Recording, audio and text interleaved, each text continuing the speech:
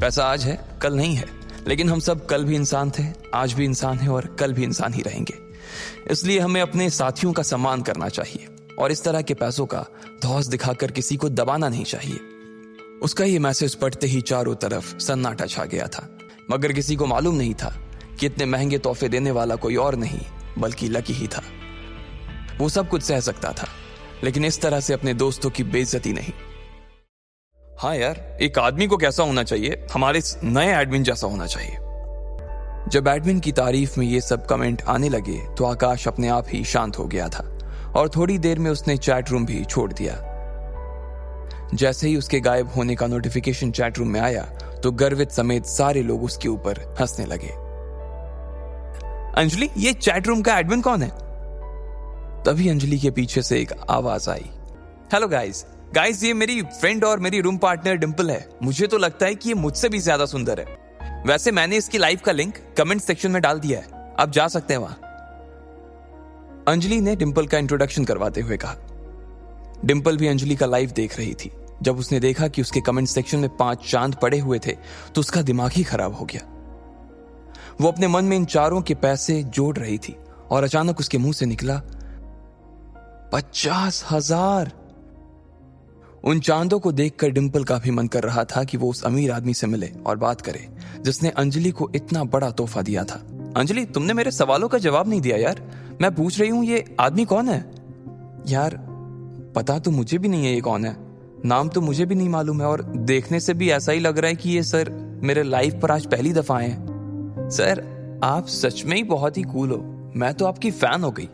आपने मेरी दोस्त अंजलि को 5 चांद दे दिए, ये तो सच में बहुत कूल है। वैसे मैं आपको बताना चाह रही थी कि मैं भी अपना खुद का लाइफ शुरू करने की सोच रही थी, तो क्या आप मेरे भी लाइफ से जुड़ेंगे? डिंपल, अंजलि ने कहा और उसे गुस्से में देखने लगी। मुझे तो तुमने कभी बताया ही नहीं कि तुम अपना लाइफ शुरू करने वाली हो। अगर तुमने शुरू कर भी दिया हो तो तुम्हें क्या लगता है कि तुम मेरे इस चांद को मुझसे छीन लोगी? डिंपल ने उसकी बात नहीं सुनी और कैमरे में देखते हुए बोली, सर मैं अपने बारे में ना आपको एक इंटरेस्टिंग फैक्ट बताना चाहती हूँ। मैं अभी तक सिंगल हूँ और मुझे ना आज तक कोई आपके जैसा बंदा मिला नहीं है। अब मिल भी कैसे सकता था सर? अब आप जैसे तो सिर्फ आप ही हो ना। अब अगर आपको भी कोई मेरी जैसी बंदी ना मिली हो ना तो हम लोग मिल सकते हैं, एक दूसरे को जान सकते हैं। सर आपका तो पता नहीं, लेकिन मुझे तो आपसे मिलने की ना बहुत ज्यादा एक्साइटमेंट हो रही है।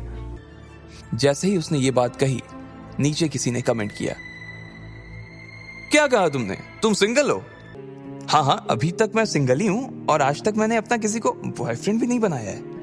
कैसी बात कर रही हो डिंपल? सबके सामने लाइव आकर झूठ। पूरी क्लास जानती है कि अभी अभी तुम्हारा लकी के साथ ब्रेकअप हुआ है और पूरी क्लास ये भी जानती है कि तुम आजकल राहुल के साथ घूमती हो। अरे तुम भी क्या बोल देती हो अंजलि? मैं और राहुल तो बस अच्छे दोस्त हैं यार, और इसके अलावा और कुछ भी नहीं। हम सिर्फ साथ में हैंग आउट करते हैं। और जहां तक बात रही लकी की, तो वो तो बेचारा इतना गरीब है। मैं तो सिर्फ उसकी पढ़ाई में हेल्प करती थी, कभी उसे कोई टॉपिक समझा देती तो कभी उसके नोट्स लिखवा देती थी। सर अगर आप वैसे डिंपल के बारे में और भी कुछ जानना चाहते हो तो मुझे भी। इससे पहले कि अंजलि आगे कुछ कह पाती, उसने देखा कि एडमिन चैट रूम छोड़कर चला गया था। उसे जाते हुए देखते ही डिंपल और अंजलि का मुंह उतर गया। इधर लकी ने अपना फोन बंद कर दिया और आंखें बंद करके अमित के पलंग पे लेट गया। ये सब सोचते हुए लकी को कब अमित के बिस्तर पर नींद आ गई उसे पता ही नहीं चला। अगले दिन जब उसके बाकी दोस्त क्लास के बाद अपने कमरे पर आ रहे थे तो वो सब लकी को भी अपने साथ ही ले आए थे। मेरी वार्डन से बात हो गई है, उसने कहा है कि तुम जब चाहो तब फिर से शिफ्ट कर सकते हो, इसलिए हम आज ही तुम्हारा कमरा खाली करके सारा सामान यहाँ से ले जाएंगे। अमित को भी कोई दिक्कत नहीं है, उसने भी हाँ कर दी है। प्रीतम ने कहा। लकी का भी उस कमरे में अकेले मन नहीं लग रहा था, इसलिए उसने भी हाँ कर दी थी कि इतने में अमित आ गया। जैसे ही वो कमरे में घुसा तो सबने उसकी उतरी हुई शक्ल देखी। वो बहुत उदास नजर आ रहा था। क्या हुआ भाई? लकी ने पूछा। कोयल को कुछ हो गया है, और कहते ही उसने अपनी गर्दन नीचे झुका ली। बाकी तीनों लोग घबराई हुई नजरों से उसे देख रहे थे। पर हुआ क्या भाई? कोयल ठीक है? लकी ने उसके पास लगी कुर्सी पर बैठते हुए कहा। तुम्हें मालूम है कल जब कोयल बिना लंच किए ही उठकर चली गई थी तो वो उस लड़के से टकरा गई थी, याद है? फिर उन दोनों के बीच कहासुनी हो गई और फिर हम लोग बीच में ही कूद गए थे। बाद में कोयल ने वहां से निकलकर पुलिस में उसकी शिकायत भी कर दी थी, लेकिन मुझे आज मालूम पड़ा कि वो आदमी कौन था। कौन था? वो मोहित रायजादा था। उसके पिता लायन ग्रुप ऑफ कंपनीज के मालिक हैं और वो लायन ग्रुप का आने वाला सीईओ है। Lion group? भाई लायन ग्रुप तो दिल्ली की 10 सबसे बड़ी फर्मों में आता है ना। अरे यार, कोयल ने कितनी बड़ी मुसीबत ले ली है। जब लकी ने उसे शांत करवा ही दिया था तो फिर उसे पुलिस स्टेशन जाने की क्या जरूरत थी यार।